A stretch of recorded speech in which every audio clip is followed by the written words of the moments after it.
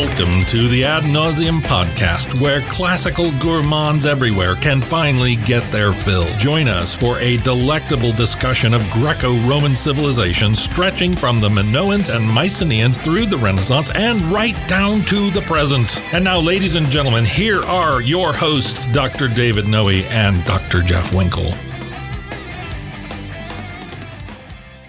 Welcome to the Ad Nauseam podcast. My name is Dr. David C. Noe, and I'm here in the vomitorium with my good friend for episode 67, Dr. Jeffrey T. Winkle. Jeff, how are you? This evening? Yes. I'm feeling great this evening. Are you really? I had a good day, a nice relaxing day. I'm ready. I'm prepared, I think, for this podcast. Prepared and ready. Prepared and ready. Okay. Yes, You've been through the bloom stage. Exactly.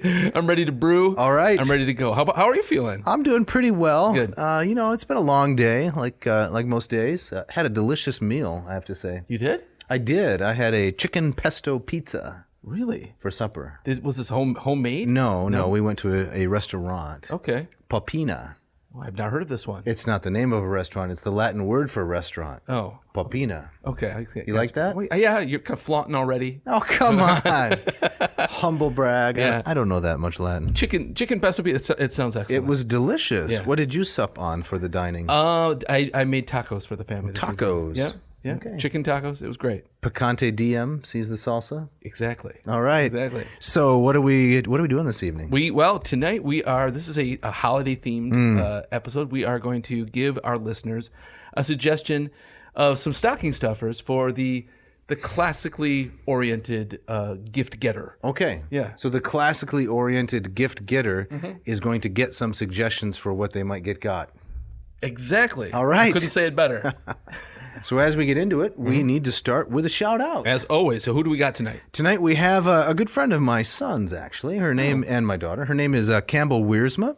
And Campbell is a local Grand Rapidian. Excellent. I don't know if she lives exactly in Grand Rapids, but in the vicinity. Campbell is a junior in high school, and she has been homeschooled her entire life. She is currently enrolled in CC and is studying Cicero and Julius Caesar.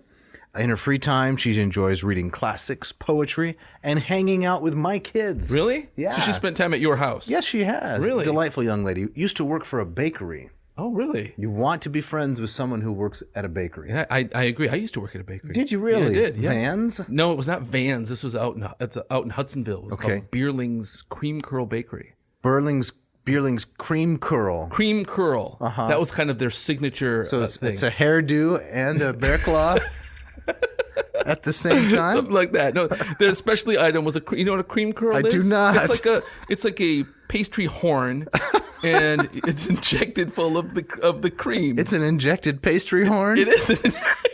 Exactly. They tried that name first and did not sell well. Yeah. What would that be? Like an IPH? An IPH. Yeah. An injected pastry horn. Yeah. So what was your responsibility? I rolled. Injector? I did not get to inject. I rolled the dough and fed it through a flattener machine for hours.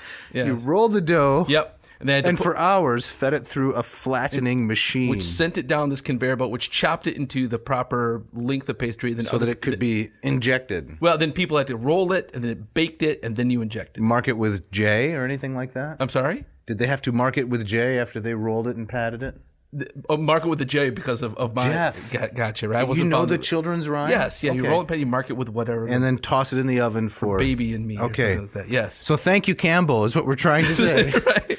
For listening and being a devoted devotee of the podcast. And I hope your experience working in the bakery is much better than mine. Yeah. And reading some Cicero and Julius Caesar, how we love to hear that. That's great.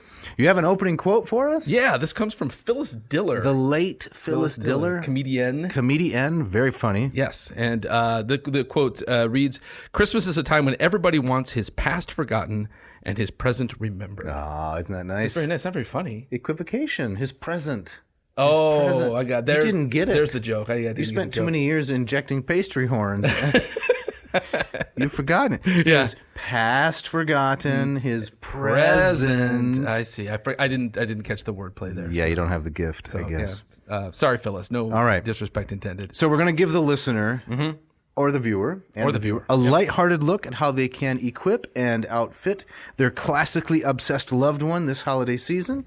we're going to go through some stocking stuffers. Yes, some things that would, I think, at least from my list, would fit nicely into a stocking, and some that are maybe not for an actual stocking. Not stocking sized. No, and some are theoretical or even digital in my case. Do you have an actual stocking that you hang by the chimney with care? I do. My mother-in-law is a great crafter, and she's made stockings for all of us. They're wonderful. Yeah. How about you? I have one that Mrs. Noe made for me long ago, and we put it up every Christmas, and I really appreciate it. Is it personalized? Does it have things on it that kind of represent you? Not especially. There are no irascible elements or anything like that. No, it's not a grumpy stocking. Curmudgeonly. I have a bah humbug sweater I like to wear. Nice. That's me. Yeah. But no, it's just I think it has some apples on it. If I try to describe it, I won't remember it, so I better not. Yeah. But very nice. It's a nice personal touch. So let's get right into it. And Jeff, we are going to start out with some of your picks. Now, is top 10, top 11? Well, I mean, I came up with 11. Okay. So part of it is it's a Spinal Tap reference. Yes. My list goes to 11. Right. Also, my favorite author from antiquity, Apuleius, his Metamorphoses, his book had a chapter 11. Okay. So it's got, I like kind of the oddity of that. So all right. I went one beyond. Yeah. All right, Jeff. Well, let's get started. What's your first one here? My first one. Let me reach down to grab it. And for those watching. Visual aid here for those listening, and an incentive to maybe check out the video. Yes. Okay. So what is it? This tiny little book, this complete handbook of Greek verbs, is one of these things that absolutely got me through grad school. Okay. Right? So we did that episode on our the 9 things I hated about grad school. Exactly, and we went through some of the travails that both of us went through. It was a rewarding but a difficult time. Yes. And this tiny little book here. Which I have it here in my stocking stuffers list, but I'm curious to know if it's even in print anymore. I think it has probably been reprinted by someone. I've seen some things like that floating around. Did you ever have this thing? I didn't. I know of it. There was another one by Veitch, Veitch, Okay. which is Greek verbs, irregular and something. Yeah. Similar kind of comprehensive list of all the different forms of the Greek verb. Right, and this falls into that same kind of category, and it fits right nicely into your back pocket if you so desire. Right. So so like Dave was just saying, it has hundreds and hundreds of Greek verbs in here, and it gives them for each verb all of their forms. Declined.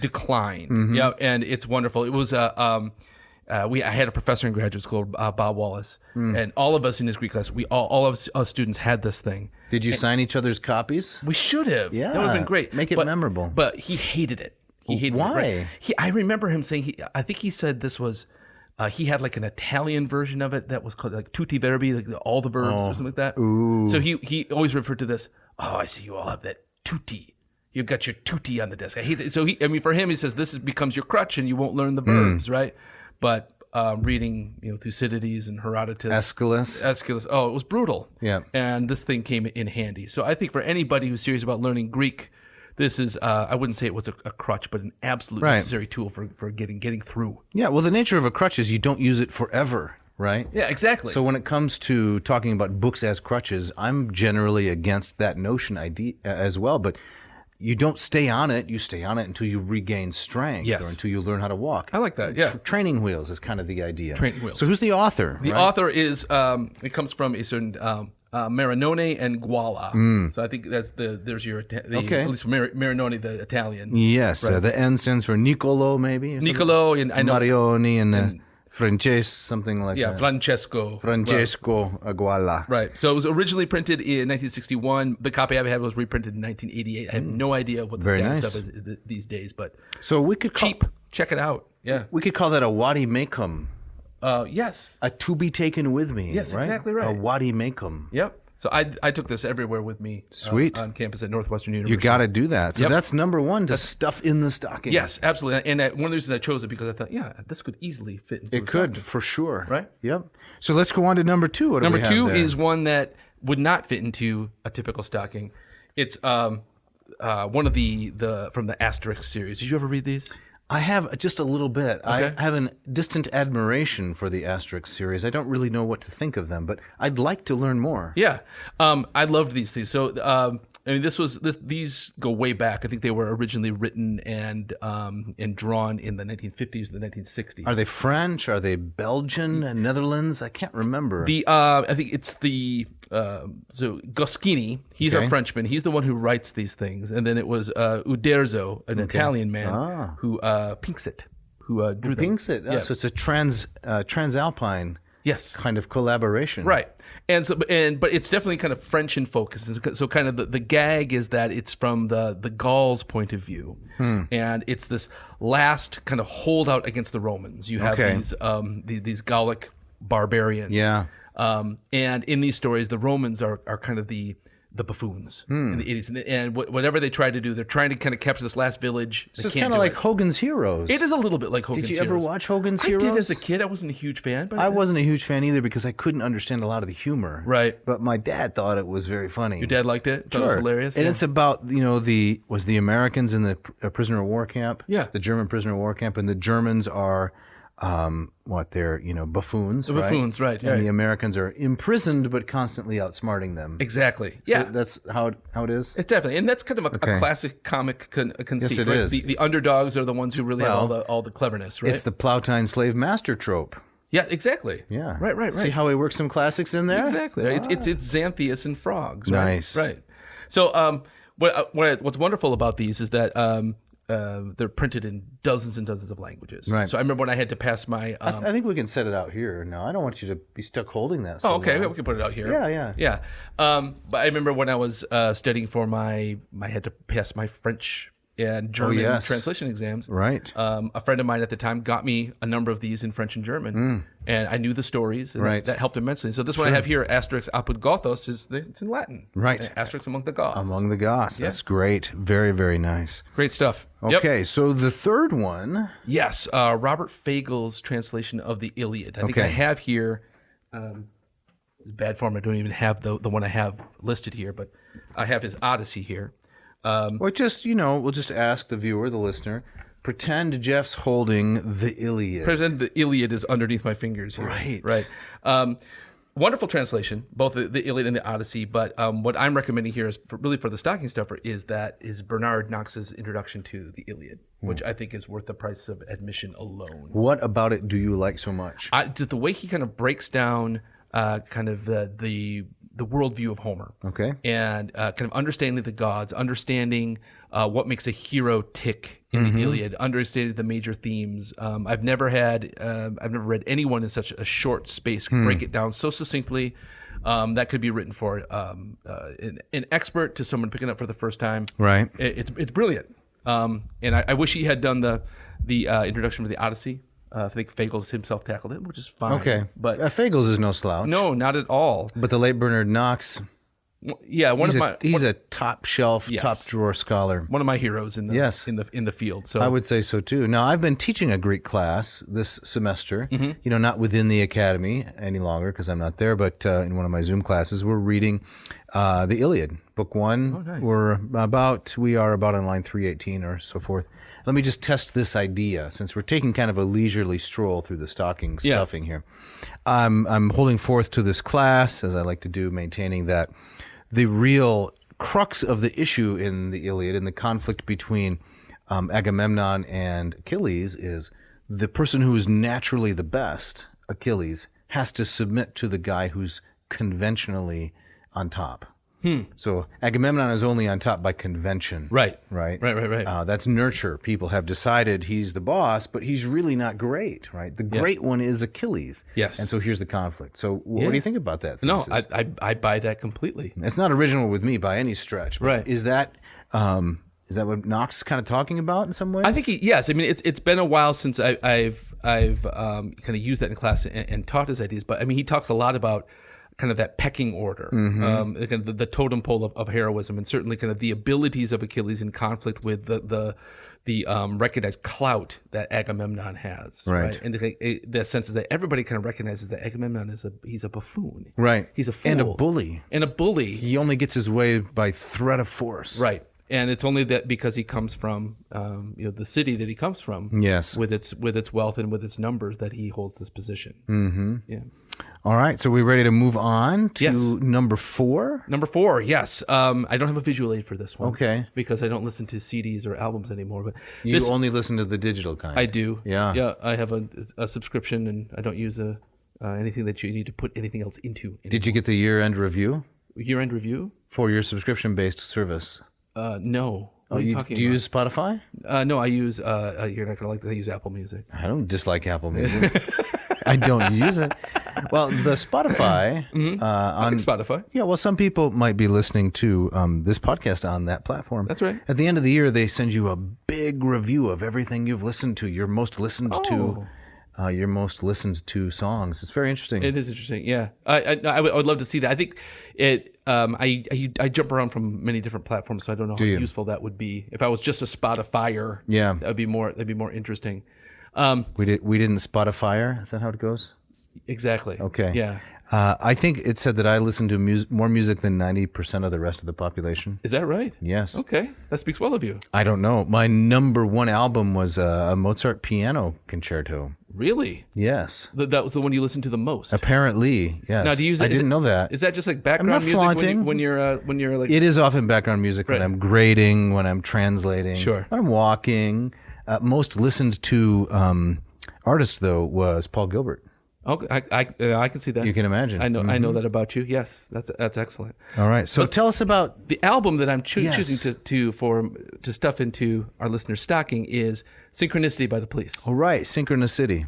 Synchronicity. That's what I said. Okay, all right. Synchronicity. Okay, isn't, all right. isn't that what I said? It used to make it sound like it's oh yeah, you're gonna take the highway past Synchronicity on your way to Cincinnati. All right. But this is, in my opinion, one of the great albums of all time. I think For a classicist? Well, let me get around to this. I think for anybody, first of all, I think it's the only album that I had bought as vinyl, Yes. as a cassette, as a CD, and listened to. 8-track? I did not have the 8-track, right? So that's the one gap there. But I bought this album several times. Okay. And so I think it's one of the great albums of all time. Have you listened to The Police's I Synchronicity? probably have. Yeah. I'm not much of an album guy. If you Okay. could tell me the names of some of the if singles, I might know sure, them. like Every Breath You Take. Oh, yeah. King of Pain. Yes. Yes, right. So it's a great album, and so I think it'll be a great gift for anybody. But it has classical references. Well, within let's hear it. Right? So, as the title might give away, it has lots of Jungian influence. Right. So the kind of the notion of synchronicity that loosely described that two things that seem to the naked eye to the untrained eye. the untrained eye to the untrained ear might look like have nothing to do with each other. Actually, if we were able to peek underneath the veil, we would see they were deeply connected in terms of the collective unconscious. So, at this point in the career of Sting, lead singer, bass player for the Police, he was fascinated with these Jungian ideas, and he incorporated them into lots of these songs. So, lots of kind of mythical interpretation in these songs. One of the songs on the album, which is called Synchronicity 2, is in my top 5 songs of all time. Okay. And kind of the conceit in the song is that it talks about a family that's having lots of domestic trouble. The father's having a terrible time at work. There's trouble in the marriage. There's lots of screaming at the house. It's a Euripidean kind of family. Yes, very much. And it goes back and forth between these horrors happening with his family and a monster that's being awakened from a Scottish loch that eventually kind of comes out of the water and darkens the door. Oh, this sounds terrible. It's beautiful and horrific at the same time. Beautiful and horrific. Yes, I mean how can that be? The music, it's kind of a beautifully tragic. Okay. And the music itself is really kind of angular and jagged and nervous and high tempoed. I never fail to get an emotional reaction out of it when I listen to it. Is that why you listen to music? For a lot of my favorite music is the stuff that never fails to move me when I go back and again to it time and time again. There's Latin in this album. Okay, in let's the hear song it. Synchronicity 1, Sting sings of the Spiritus Mundi, Oh, the yeah. spirit of the world. Right. And there's also a classical reference in the song "Wrapped Around Your Finger," which was a minor hit. You'll be wrapped around my. Yeah. I'll be wrapped around your finger. Yes, right. So there's a great rhyme or a horribly pretentious rhyme, depending on your point of view. Where he sings, "You consider me the young apprentice, caught between a Scylla and Charybdis." So Charybdis is made to rhyme with apprentice. Apprentice, yeah, might be a little bit stretched. I think it's Sting kind of showing off his. He's flexing a little bit. Yeah, but that's a daring rhyme. It's just like, what is it? Kilimanjaro rises like Olympus above the Serengeti. Above the Serengeti. This is much better than that. This is much better than that. Okay. All right. So synchronicity synchronicity is itself a Greek word, of course. It is, yes. Time happening together, Synchronon. happening at the same time, right? Yes. So lots of classical sprinklings throughout this. Right. I love the Jungian flavor of many of the songs, and so it's just great, well crafted, great pop music. Yeah. All right, Jeff. So we're going to go on to number 5. Number 5. Let's hear it. Yes. So this is just an incredible guidebook called Rome and Environs, an archaeological guide by Filippo Corelli.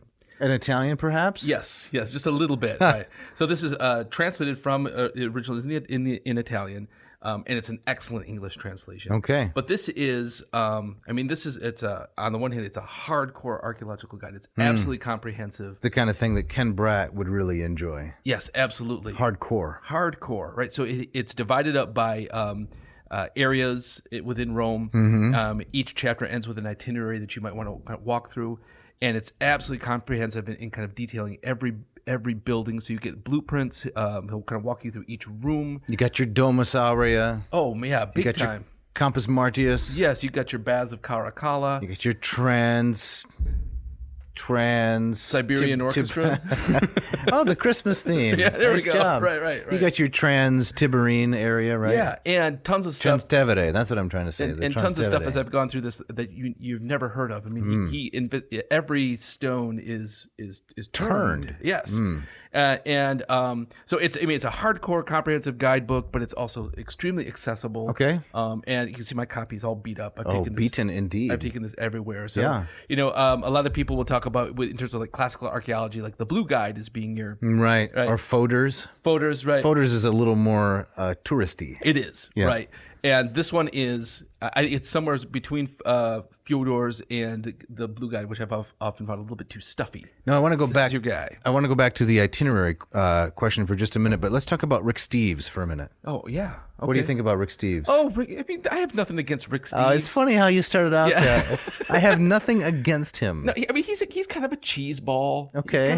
He's kind of a nerdy dude who globetrots. And the first time I went to Rome, it was 2004. Traveled with a family, my wife and I, and our 2 kids at the time traveled with another family, and they were sold on Rick Steves. Oh yeah. They wanted us to Rick Steve the whole thing. There's kind of a cult of Rick Steves. Exactly. Or at least there was. Right? Well, and I have to say one piece of advice from old Richard Steves that I didn't care for so much was, when you pack, he said, don't pack too many undergarments. Oh really? Because you can wash them. Oh. Which seems to me really kind of backwards advice. Because the undergarments take up the least amount of space. Oh, okay. Right? Yeah. Pack lots and lots of pairs of jeans and large, bulky sweatshirts. Right. Yeah. So you're clambering through the forum with, all of this heavy stuff, but don't take too much undergarments. Right. Because you can wash them. You found that advice just not It's the reverse. Remember when we went to Rome? Yeah. In 2016? I do very well. Do you remember the T-shirt I gave you? I don't. Eat fresh. The Subway Eat Fresh. Of course. Yes, we went to the Salvation Army, Mrs. Noe and I, and what did we do? We picked out a number of $1 T-shirts. Yeah, that's the way to go. Exactly, because then what did we do after we got to Italy? Do you remember this also? I don't remember. Wear it a day and donate it to the hotel staff. That's right. That's exactly right. So that's a tip that Rick could use. It could really. Now, some might say wasteful, but I don't know. It doesn't seem to me. The shirt can be reused some way. Yeah. It costs more to wash. Yeah, exactly. Right? And a real nuisance. So Yeah. I was trying to follow the Aesop model, right? Yeah. You know the great story of Aesop in the army where everyone had to select something to carry. And Aesop selected the large basket of bread. And people said, Aesop, you're foolish. That's the heaviest item. But he was smarter than the rest. How was he smart? Well, because halfway through the journey, the basket was half as heavy, and by the end it was empty because the guys were eating the bread. See? Yeah. Right. Yeah. Then everybody they learned their lesson. They learned. So, Rick, don't pack too much undergarments. Man. It's the smallest object. Wow, it sounds you really have an axe to grind with Rick. It's like you've been waiting to kind of unload this. No. So Corelli. Now, Corelli, Tell me about the itinerary. You said the end of each chapter or the end of each section on a part of Rome, he gives you a suggested itinerary? Yeah, exactly. So like if you want to walk and kind of hit the highlights, right? Okay. Then this idea that if you don't want to see every inch of the Cloaca Maxima like I might, you might want to walk this way and hit these highlights. You should tell the audience what Cloaca Maxima means. It's right? the really big sewer. Yes, it's the big stink. The big stink, exactly. The ancient Roman sewer, parts of which are still in use in Rome. But yeah, Corelli, it threads that needle between. I mean, it's not touristy at all. I mean, you have to love archaeology to get into this at all, but it's accessible. And he says, the best way to experience this is to walk Rome. Okay. And he's right. All right, Corelli. University of California, 2007? Yes. We can throw all these up on the screen. Mm-hmm. Do we do show notes still? We're talking about a backlog of work. Yeah. Talk about a Cloaca Maxima, I think right? our last show notes goes back to like episode 40. Yeah, it was 2011, something like that. It's one of those things where I look at it and it's like it's almost too overwhelming to do that. Okay. But this would be a good show for show notes. You're right. Yeah. Number six. Taking it in a different direction. Right. I want to include different media in my suggestions. This is the kind of the cult classic 1981 Clash of the Titans movie, right? Which is a terrible movie. This is the claymation. The claymation is the stop action, kind of Medusa's snaky hair. It's Harry Hamlin as kind of a beefcake Perseus. Terrible actor. So why would I recommend this film? Yes, I was just going to ask. Oh, wait a minute. I have a question. Yes, please. Why would you recommend this film? Oh, okay.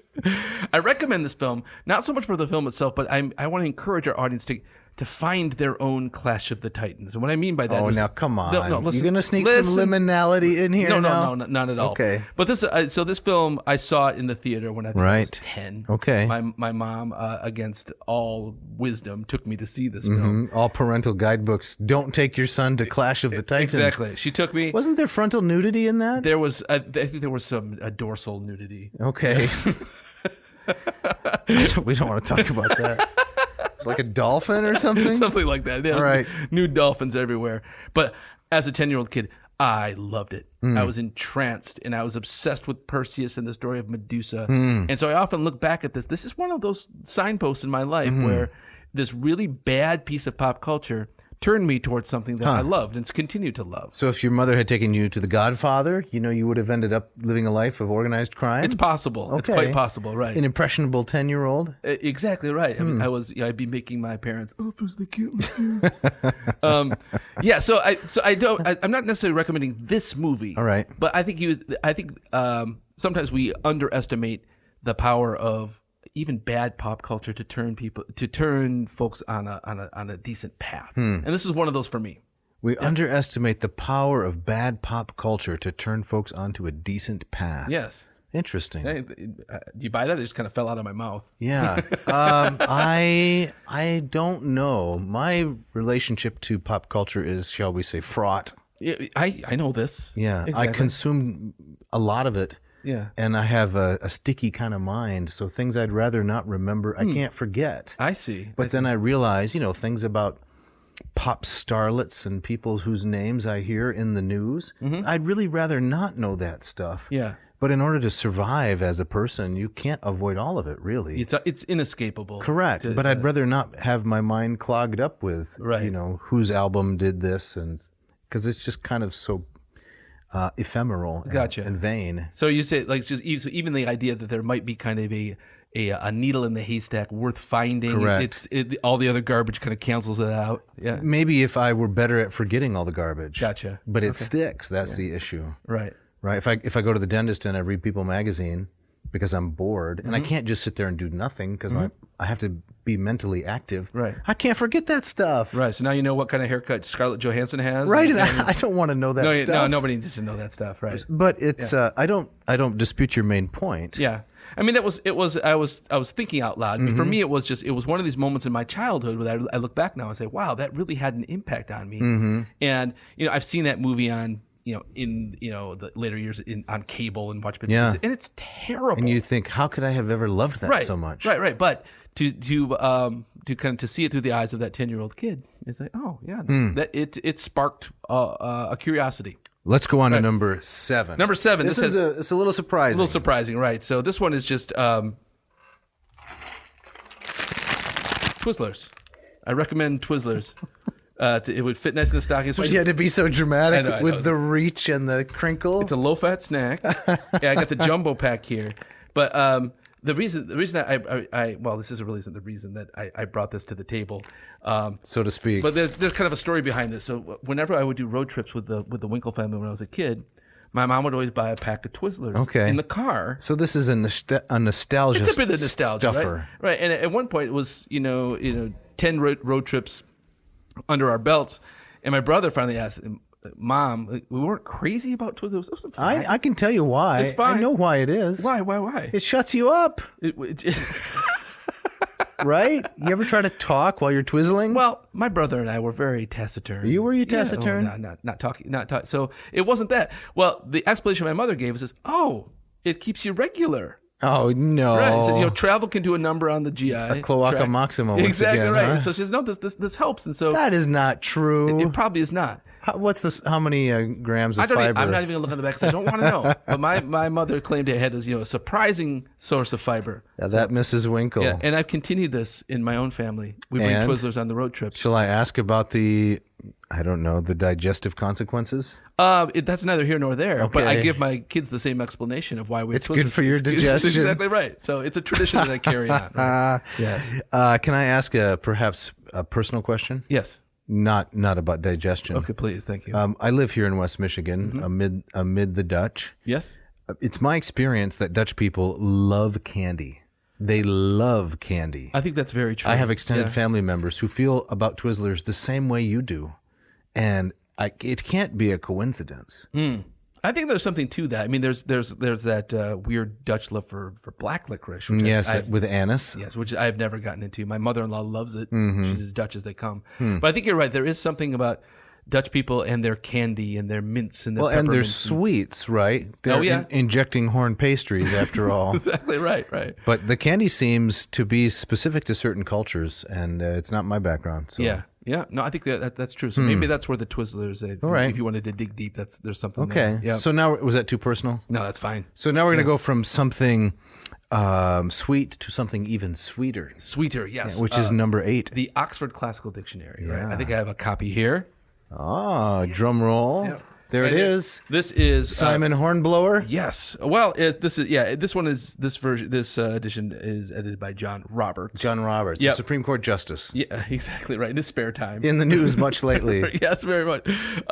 So this is I think for anybody interested in classics, this is a must-have. Read us an entry. Just open it at random. Right, okay. Open it at random. All right.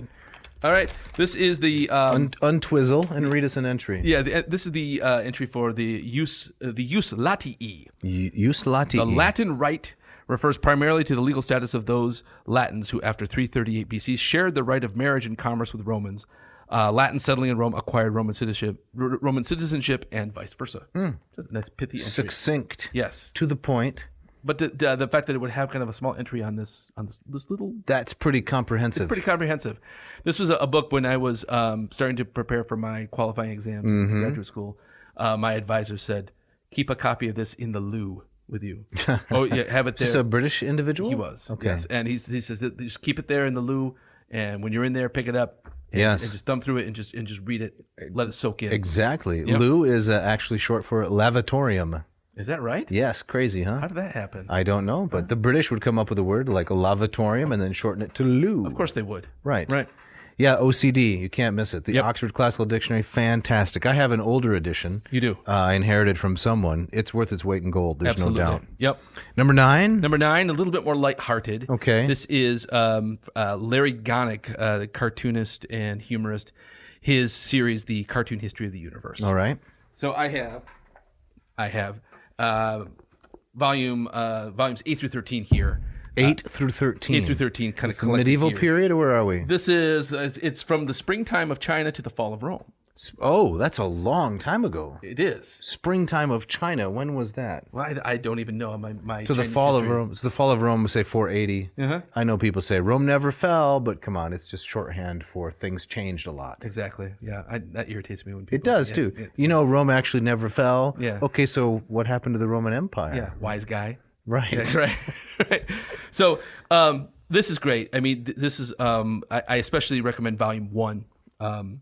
Which has a lot of the great Greek stuff in there. And so kind of his version of Thermopylae and Marathon and Socrates and Plato. It's just wonderful. It's laced with really kind of barbed, kind of sarcastic humor, but it's very well researched and the drawings are great.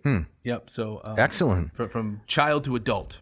Well, we got to get on to numbers 10 and 11 here because we're a little overdue for the break, aren't we? We got to get moving. All right. So we can go through these quickly. We still have my 25. I know we got all 40 of yours to get through. So number 10 is something you might stuff into your digital stocking. Oh. There's this guy from Reading University over there in the UK by the name of Matthew Nichols, who I've gotten to know a little bit via email. You know Matthew Nichols? Well, just from email exchanges. We're Right. both interested in the same thing right now, is that kind of digital recreations of ancient sites. Yeah. And this guy is fantastic. No, I think who's the fellow down in Brisbane? Is that Roy? Roy? No, Ron. Ron, or Ron our is fan. Yes, down in Brisbane. Yes. He's going to listen. He's going to call us out, and he's going to say it's Reading. Reading, sorry. He's going to give us so much grief, Sorry. like the railroads, on Yes, Monopoly. exactly right. B&O. Right. B&O Railroad. B&O. B.O. Right. Yeah. You're right. Yeah. I think it's Reading. But anyway, So I Americaned all over I'm that just thing. trying Yes. to avoid the wrath of Ron. Okay, sorry. Okay. Sorry, Ron. Right. But he has been for the last 10 years or so building a kind of a full-scale digital replica of Rome. That's incredible. It's amazing. And so we can put the link? the link on the screen. We put can it right here. Yeah.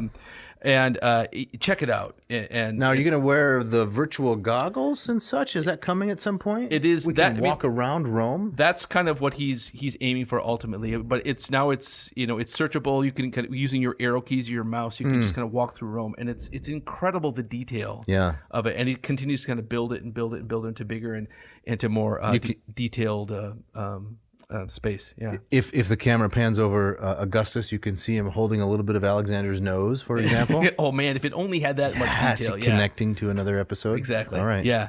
So no, he's a great guy, and he's doing. I think this is. I love it when we have classes just kind of writing waves of technology in interesting ways that have become kind of really useful teaching tools. Exactly. And this is amazing. And number 11? Number 11, I threw in there Umberto Eco's The Name of the Rose. Great novel. I love a great kind of historical mystery. It's a whodunit. And I think it's a kind of a subgenre that's really hard to do well, right? I can't stand Dan Brown. Well, there goes Da Vinci having Code. him on as a guest. I suppose. I don't. Sorry, Dan. Sorry, Ron, if you're a Dan Brown fan. But this is one of the greats, The Name of the Rose, and the classical hook is that it centers around a copy of Aristotle's lost work Treatise on comedy. On comedy. Yeah. Correct. So I don't recommend the movie version. I like the movie. It was okay, but I mean the book is fabulous. Okay. Right. All right. Well, that's it. So those are 11 things to stuff in your stocking. Yes. For you or the classicist you love. That's right. All right. But now we got to get to the break. We got to get to the break.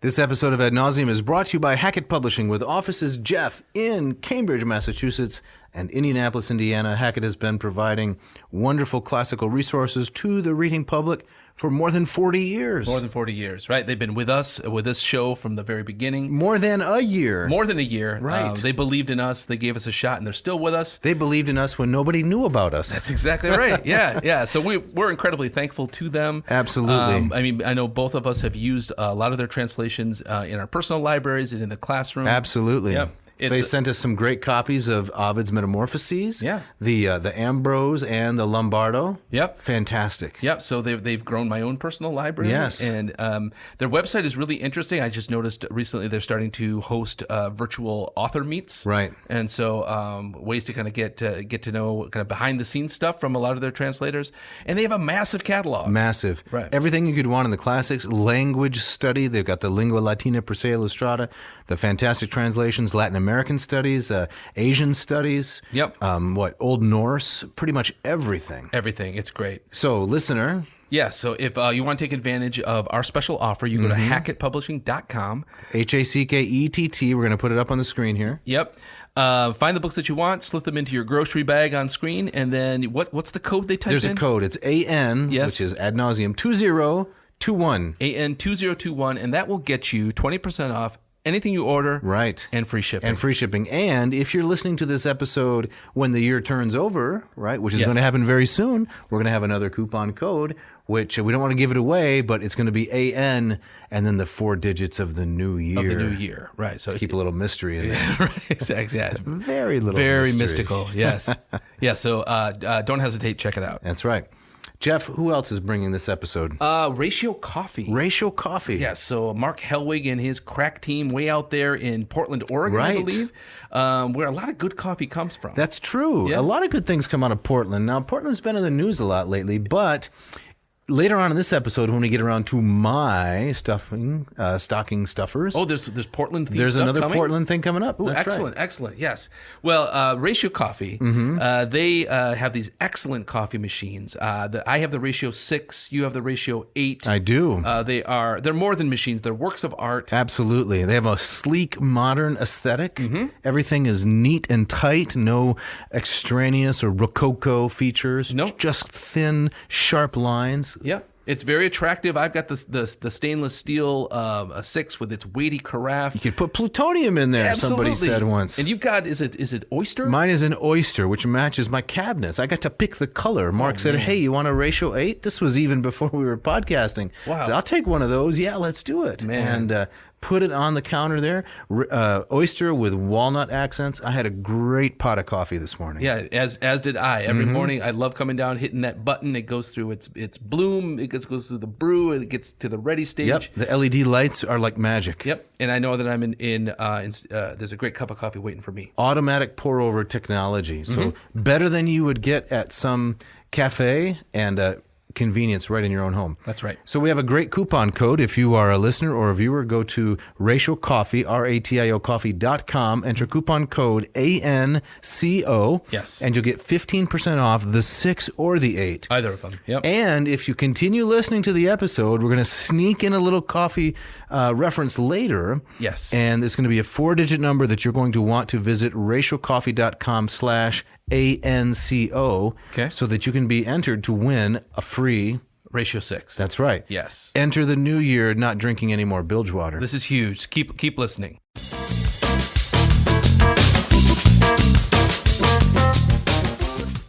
All right, Dave, as we get back into it, we've got to get to your list of Yes, we do. 67 things. 67 How things. long are we going to be here? Oh, my goodness. It's Yeah. going to be a long night. Right, so what's number 1 on your list? Number 1, I don't actually have a copy of the book, but I have a little bit of text to read. Mine are a lot of books. A lot of books? Yours turned out to be a lot of books too, as it happens. But I mean, what we're would- readers. We're readers. Of course. Exactly right. These are not going to fit in your stocking, but I read a very interesting book this past year in 2021. It's called Saint Cyril of Alexandria and the Christological Controversy. Now, it sounds like a murder mystery. It does. Yes. It does. Actually, it is kind of a whodunit. It was written by a pretty well-known scholar, John Anthony McGuckin. Okay. Came out in 2010. It went through a reprint. And it tells the story. This actually is Christmas themed. It tells the really fascinating story of the conflict between Cyril of Alexandria and Nestorius. Okay. And the question is, who is Jesus Christ? Is he partly human and partly divine, like, say, Hercules? Is he one of several sons of God? Is he the sole son of God? And does he have a fully human nature, fully divine nature? I mean, these are Christmas elements, Yeah. right? Now, does this kind of anticipate the kind of the filioque controversy down the line? Or It anticipates it in the sense that it's a very significant theological controversy, but it's dealing with a different controversy, Okay. really. And it came to a head in 431 at the Council of Ephesus. And this guy, Cyril, what a brilliant theologian. And what he had to do was he had to recalibrate a lot of Greek terminology that they were using to try to describe the persons of the Trinity. So you had terms like hypostasis and ousia, right? And these terms, and to prosopon, these are terms that describe the different persons of the Trinity. And, they were working in 2 languages and with 300 years of tradition. So which Greek term is equivalent to which Latin term? Yeah. And is there some kind of error being sneaked in underneath a different Latin term like persona? What exactly is the relationship here? So I found this an absolutely brilliant It sounds like this read. could be an episode. I would like to make it one, actually. It would take a bit of work because not only are the ideas inherently complicated, but I guess they're also inherently complicated. So it would take a lot of work to present it. But it's really a brilliant book. I'd like to read just a couple quick quotes. Please. This is actually from page 1. So Cyril of Alexandria was not only one of the finest Christian theologians of his day, he also stands out in the ranks of the greatest patristic writers of all generations as perhaps the most powerful exponent of Christology the Church has known. And after Athanasius, the writer who has had the greatest historical influence on the articulation of this most central and seminal aspect of Christian doctrine. Wow. That's high praise. It's really high praise. Right. Yep. And it's shocking that Cyril isn't more of a kind of a household name. He's not. Even in Christian circles. No, he's hardly known. Yeah. But so important to explaining that Jesus Christ is 100% God, 100% man, and the 2 natures were inseparably joined. Yeah. So it centers around the question of theotokos. Did Mary give birth to God? And Cyril said, yes. She gave birth to God, not a human being that became God or was treated like God. She actually gave birth to God. And his rival, who's Nestorius. The Nestorius. Right. What was his kind of? Well, his you've line? got the Nestorians and the Eutychians, right? And these are the opposite sides of the Christological error, right? One saying that Jesus has a fully divine nature, but some kind of a subordinated or less than fully human nature. Yeah. And the other guilty of the reverse error. And it was, a lot of conflict and struggle to get to, what has come to be the Orthodox position. Did it come to fisticuffs? It did not, but in some places almost. Cyril was quite a great theologian. One other just really quick quote from this book that he was unique. Let me see if I can find here the quote. He was almost unique among Greek fathers, this is page 4, for having even a little knowledge of the Latin tradition. And if he was not bilingual himself, he certainly saw to it as a scholarly archbishop, that the important materials he sent to Rome for Pope Celestine were quickly and accurately translated into Latin before they left his hometown of Alexandria. He cites Cyprian and Ambrose, so 2 Latin fathers, as his authorities. So that's one of the really interesting things about the book, is that this is the time when the empire is kind of starting to split along linguistic lines. Right. Everyone in the West is speaking Latin. Everyone in the East is speaking Greek. Exactly. Eventually, the church splits, right? Cyril's at that hinge moment. Gotcha. Fascinating. What do you got for number 2? Number 2. This is the Bantam New College Latin and English Dictionary. What's wrong with the old one? It was a bantamweight, let me tell you. So this is by the great scholar John C. Traupman, Okay. whom we call Traupveer. Traupveer. Troutveer? Traupman, Traupveer. Oh, right, yeah. right. Oh, gotcha. It's a Yeah, Latin yeah. word for man, Yeah. right? So I started using this in grad school. I don't know if it was maybe the 4th edition or something. This is such an incredible bargain as a Latin dictionary. Okay. I think it cost $5.99. Wow. I went through 3 of these. I wore out 3 of them. And, this is probably the humble brag, right? Yeah. But once I got to the 3rd one, I didn't really need it as much because I had just toiled over it, for so long. But It was no longer a crutch. Exactly. Yes. Yes, nice connection. Yeah. It is such an amazingly idiomatic dictionary. Now, explain that. What do you mean by that? Well, I'm going to give some examples Okay. here from the actual text. But if you're the kind of person who wants to translate Latin words by derivatives, like actus must mean act, right? And a word like derivo, derivare, to flow down from, you want to translate it as derive, right? Or sileo, silere, to be quiet. You want to translate it as silent. This dictionary will break you of that bad habit. Gotcha. Because he doesn't just go for derivative translations. He actually gets at the heart of what the word means. Now, was this recommended to you, or did you just pick it up? I think I probably bought it. Maybe it was recommended by a grad school professor, but I think I maybe got it for the price. It's $5.99. That's hard to resist. But it's a gold mine. Yeah. It's a gold mine. So here, let me give just a couple examples. Okay. I just picked a page at random, and here's the entry on octium. So octium, octii, and then a little n for neuter. A promontory in Epirus. Okay, so assumes a little bit of knowledge, right? The meaning of the word promontory, so it's not dumbing it down, but also assumes a little knowledge of Epirus, right? So you go to your OCD, your John Roberts. Exactly right. But then it gives a very brief and pithy description, the place where Octavian defeated Antony and Cleopatra in 31 BC. Yes, which you and I we visited there. Yes, that's right. In 2011. I have a blurry picture from the bus. Right after that, though, there is a fairly rare word that you'd be surprised to find in a $5.99 dictionary. What do we got there? Octiuncula. That's a short law court speech. Yes, a short law court speech. An octiuncula. So you got the derivative. He divides all the words up with little dots and so forth, so you can see the word's formation. Yeah. And then a little further down, we have octuariolum or octuariolum, a small, fast boat. So these are not the most common words, but it's printed on fairly thin, inexpensive paper, packed with lots of good stuff. Yeah. And then right after that, we have octum, act, deed, transaction. Transaction, that's a good, sophisticated word to represent the word octum. Yeah. And so I love this dictionary. This is great. Now, a little bit of a riddle. The back of the dictionary, the blurb, there is a kind of an error. It's not Troutman's error. I think it's the person who designed the back cover. Yeah. So Bantam, if you're listening, check out the blurb of the back because there is an error in there that hardly anybody notices, but I spotted it. And it's not an error in the representation of the words. It's an error in how they are ordered.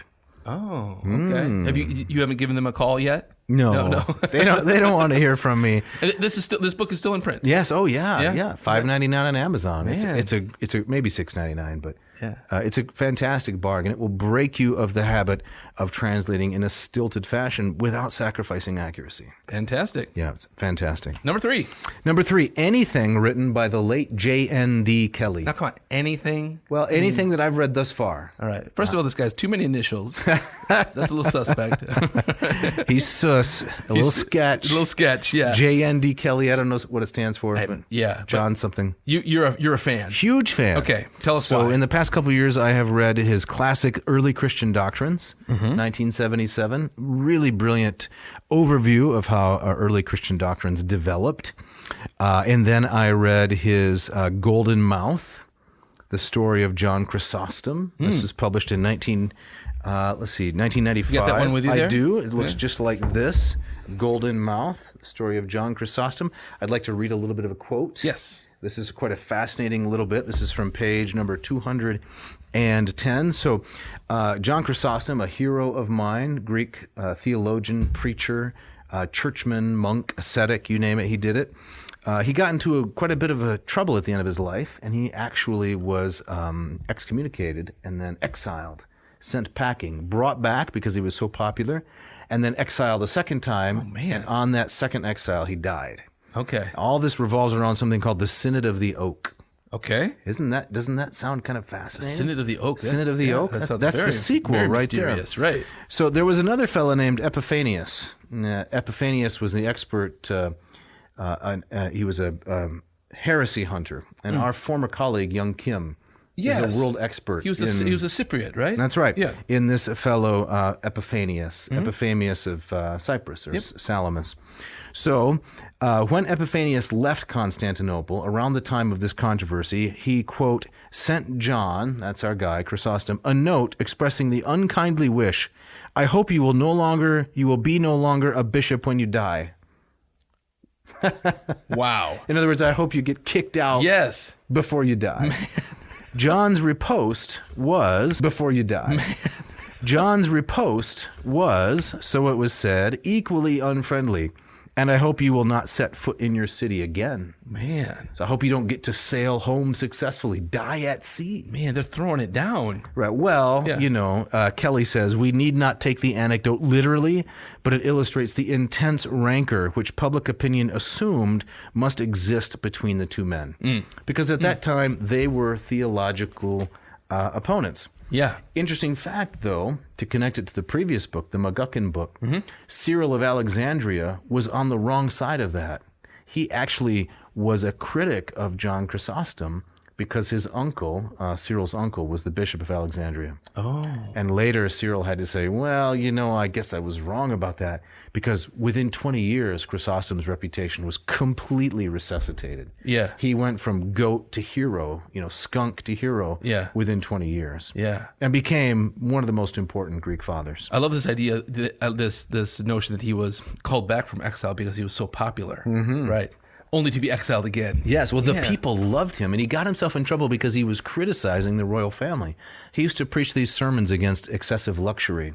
And the queen, Eudoxia, said, the queen mother, the empress, Eudoxia said, he's talking about me.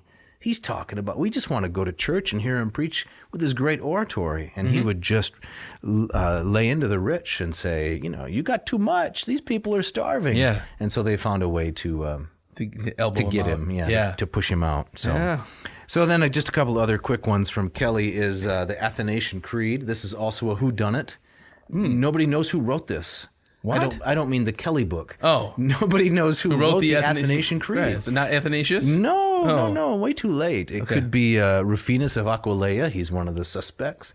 So Kelly goes through all of the arguments. He says that the Latin of the creed shows some, late Latin elements creeping in. It's not classical. He probably says it's from Southern Gaul, but still nobody knows who the author was. Does he suggest someone, or does he just... I'm not going to give it away. Right. You got to read the book. It wasn't the butler who wrote the Athanasian Creed, I'll tell you that. All right. But it is a gripping story. It's a fascinating, and I really enjoyed it. Last one. Yep. This will be in episode 2. Okay. So this is his biography of St. Jerome, also by J.N.D. Kelly. Now, I am not a big fan of Jerome. Right. I've run him down a number of times, which is probably not very kind of me, right? Because I have this official, policy of being kind to the dead. Yeah. I make an exception for Jerome, I suppose.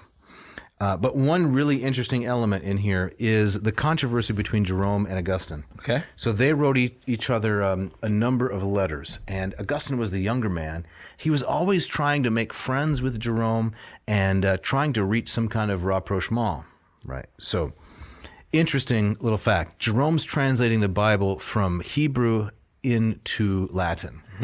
Augustine writes him a letter and says, you shouldn't do that. Let's stick with the Septuagint.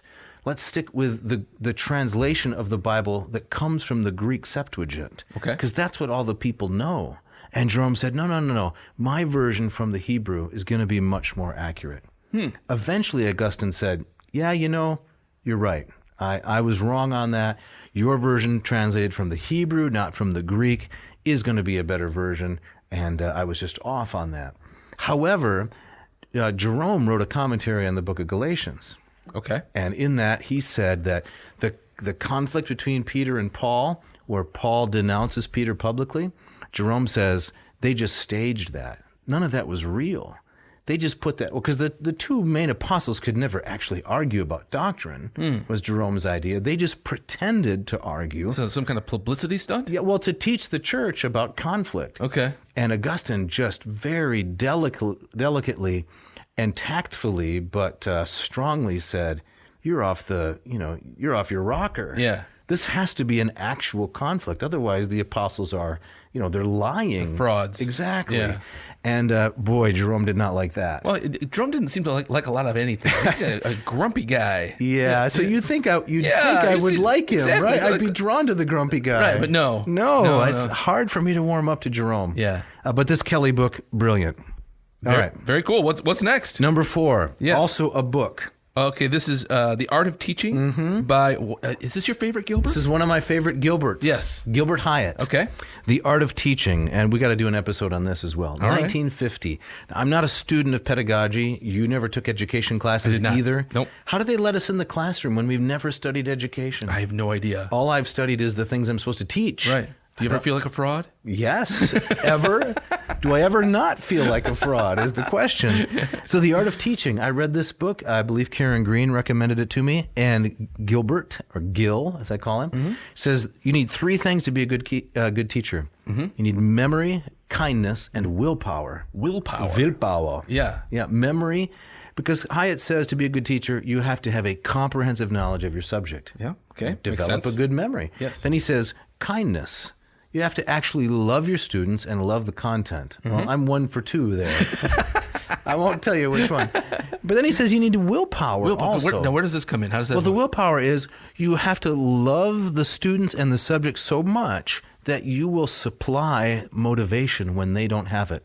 Ah, okay. And you will never let your own motivation flag. Wow, okay. Never be a fraud. In other words, when you go into the classroom, if you don't love what you're doing, you got to pause and say, there's something wrong with me. I gotta really think this is valuable. Yes. And that kind of willpower allows you to avoid a lot of the, can I have extra credit?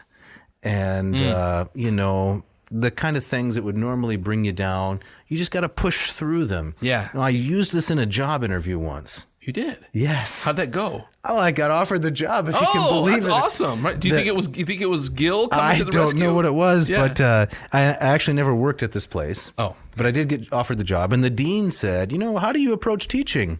And I said, well, let me tell you about Gilbert Hyatt, memory, kindness, and willpower. And she looked at me and said, willpower? Are you crazy? I said, no, just hear me out. And I explained it, and got offered the job. That's awesome. Yeah. So that's highly recommended. Definitely. Yeah. It sounds like a great episode. We got to do. I think we'd enjoy that. Number 5. Number 5? Candles.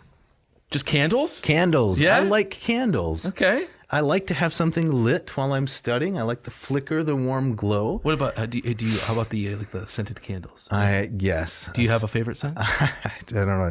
Kind of a guilty pleasure is the scented candles, I have to admit. I can't quite break down and go Yankee. Those are a little too steep for a classicist's budget. I hear you. Not sure they'll fit in a stocking. They're huge. But those are great candles, you know. I go for the 1 wick, the 2, maybe even the 3 wick. Yeah. I like the scented ones. Oftentimes, it's something a little autumnal. Yeah. Fall spice, gotcha. something like that. I I don't mind the vanillas, right? Lately, it's been kind of beach themed. Really? Yeah. In the fall, winter here? Bahama breeze, things like that. I'm not making this up. It smells like the beach. Smells Well, like you see, salty, briny. It's the life of isolated labor. Right. Okay. If you're laboring in isolation, my translating and writing work and such, it's isolated. So I got to have little things like the music, some kind of sensory stimulation or distraction to keep the mind focused. I got you. That's all. I got you. Excellent. Hey, should we slip in that coffee information right here? Okay. So if our listeners go to, what's the website again? It's ratiocoffee.com/ANCO. And for the contest to win the Ratio 6, if they type in 6567. That's correct. Yep. And you put in your information there, you will be registered for the grand prize. 6567. Yes. All right, Dave, number 6. Number 6 is another book. Okay. This was written by my friend Charles Hill, Oxford, 2012. It's another church history, New Testament kind of theme. I'm not going to talk much about it, but the title is Who Chose the Gospels? Probing the Great Gospel Conspiracy. So this is kind of how did the books in the New Testament find their way into the New Testament? The 4 in particular, the Gospels. The Gospels, right, okay. The first 4. Yeah. And he's taking aim at the very well-known New Testament scholar Bart Ehrman. Okay. And he's taking aim at the idea, which he says, I think persuasively, is false, that the Gospels were chosen by a committee of the church against the will of the congregations, and it's the Dan Brown kind of idea. Yeah, I was just thinking that. And just foisted it on everybody else. Right. And his basic thesis is, look, from the very earliest times of the church, Matthew, Mark, Luke, and John were, in fact, based on the best scholarship, were widely accepted. It's not that there were no competitors. It's just that the story, which has been so popular the last 30 years, that it's all just a power play, to force orthodoxy on unwilling people. Right, and then these other gospels, like the Gospel of Thomas, were kind of unfairly kicked to the side. Yes, exactly, dismissed. Yeah. Hill says that's just not good scholarship. Yeah. It's implausible. It's a quick read. It's really well written. I liked it. That sounds great. Yep. Number 7? Number 7. Yeah. My favorite Gilbert musician. This is Paul Gilbert. Paul Gilbert, yes. The guitar player extraordinaire. Right? Yeah, yeah. I like so much of his instrumental stuff. He used to play for Mr. Big, Racer X. So he has a new album. I like to listen to it on Spotify. It's called Werewolves of Portland. Paul's a clever guy. He's a funny guy. Very funny guy. Yes. Yeah. Quirky. I like watching some of his tutorials on YouTube. Yes. And just his interactions with the audience. He's hysterical. Yes. He doesn't take himself seriously. He is just such a phenomenal musician, but without any pretension. Yeah. And I love that about him too. I think he had an album not so long ago. It was like Get Off My Lawn or something. Yes. Get out of my yard. Get out of my yard. That's right. What it was. That's Get right. out of my yard. Yeah. Hey, you kids, get out of my yard. But I love this Werewolves of Portland. Werewolves of Portland. There's the Portland. Yes, exactly. Yes, okay. My favorite track on the album is "It's Impossible to Have an Argument About Pie." My daughter and I listen to that. It's impossible to have an argument about. No, is this pie. an instrumental track? Or does it It's have all the- instrumental, Okay. but he has written some lyrics that he doesn't sing, and then so you can play them in your mind. Kind of. It's a lot of fun. Right. Do you think that's true? Is it impossible to have an argument? I about tried pie? to pick an argument with Paul about pie. Yeah. He hasn't responded yet. Okay, so I've tried. we'll see. Yeah, I said, pumpkin, waste of crust. Yeah, apple, good. See? Yeah. I did it. There's an argument. He's right arguing, there. but he's not taking. He's it up, not though. taking the bait. No. Very interesting. Yeah, I love Gilbert too. Yeah. Yeah. Number 8. No, more music here. Yes, more music. Any Haydn piano sonatas. Really? I love Haydn. What is it about Haydn that you like? Just the beauty of the melody, endless creativity. I listen to a lot of Haydn, so mostly Haydn, a little Bach, some Beethoven and Mozart, but Haydn and instrumental guitar music. Okay. Anything that has virtuosity, that's highly structured, up-tempo, and just gorgeous melody. Yeah. But these piano sonatas, especially the one in A-flat major. Okay. Hoboken, number 16. Hoboken is the catalog, and the guy that cataloged all of Haydn's works. It's just divine. The music is phenomenal. What's can you ballpark his dates? Like when was Haydn? I'm probably going to get it wrong, but late 18th century. I'm going to say around. I could have just looked it up, but say 1760 to 1820. So he overlapped with Mozart. And then Beethoven a little bit, so maybe. He lived at the end of Bach's life and at the beginning or middle of Mozart and Beethoven's lives. Okay. I can't say enough good about Haydn. Just endlessly inventive as a musician. So does he show up in your end of the year spot of the Spotify? Absolutely. Yeah. He's number 2. Number 2. Yeah. I love Haydn. Reginald Foster, the late Latinist, said that if Haydn and Cicero are not in heaven, he's not going.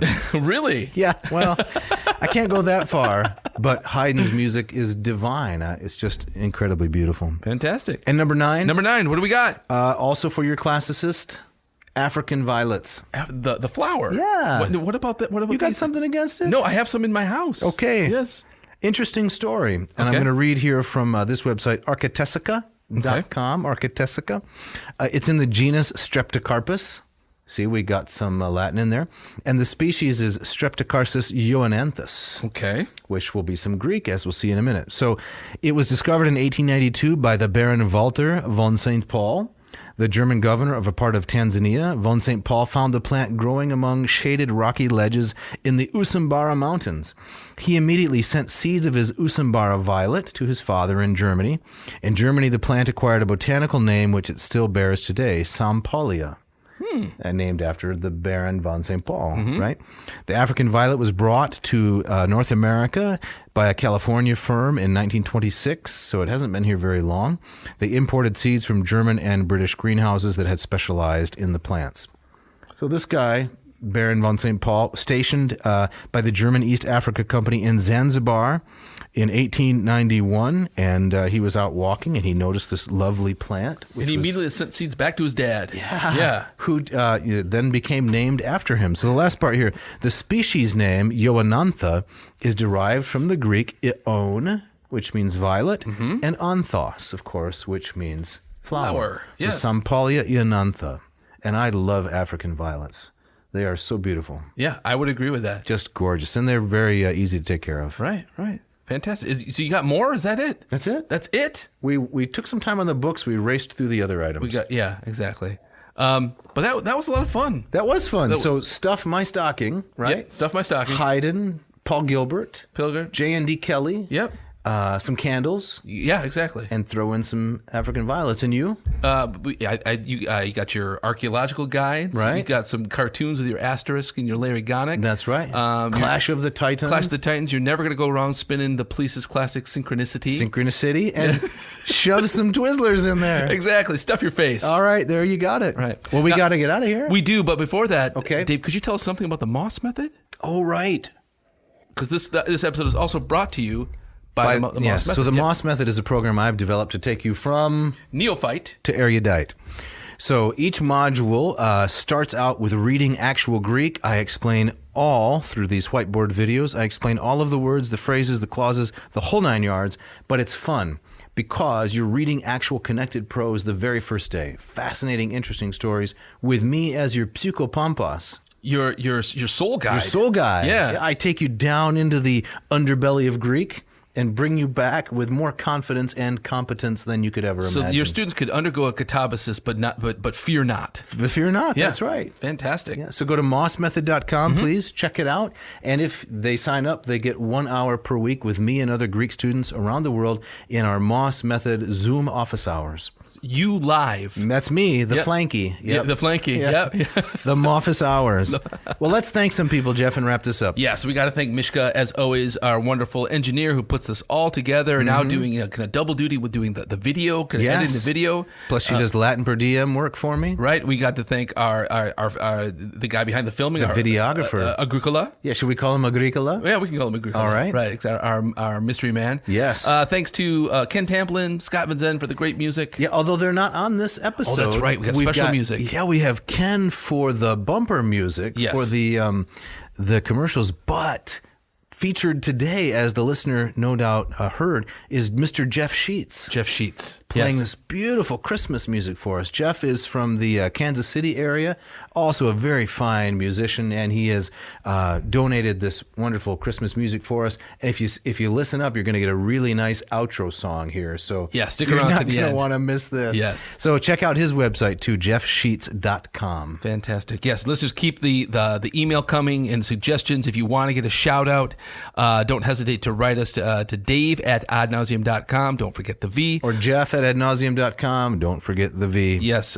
Keep those suggestions coming. We love hearing from you. And we write back. We do. We write back. Yes. So next week, Jeff. Oh man, I'm excited about that. I'm a little nervous about this one. More than a little nervous, let's say. So it's Married with Classicists. Yes, Mrs. Winkle and Mrs. Noe are coming into the studio, and we're going to record Married with Classicists. Yes, you don't want to miss this one. Nope. Yep. And Dave, you got our gustatory parting shot. I do. So this comes from Natasha Potter. And I don't agree with this completely. I might add a little in, but, we'll just let it stand. It's nice. She says, there are 3 means of refuge from the challenges of life. Okay. Good music, good friends, and good food. Makes me want to light a candle. Thanks for listening. See ya.